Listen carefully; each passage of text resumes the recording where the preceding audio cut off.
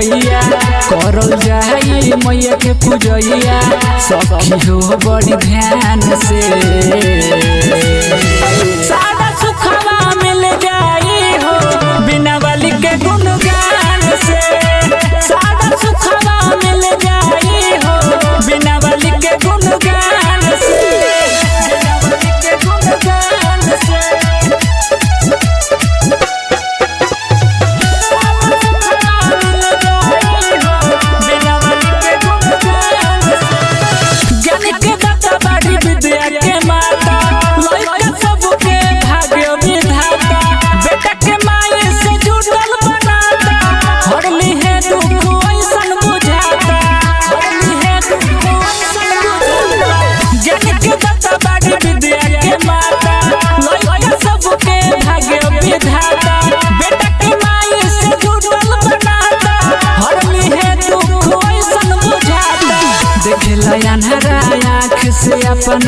देखला अन्हरा आँख से अपना सुनला बहिरा कान से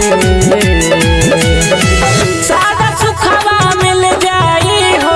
बिना वाली के गुणगान से सादा सुखवा मिल जाई हो बिना वाली के गुणगान से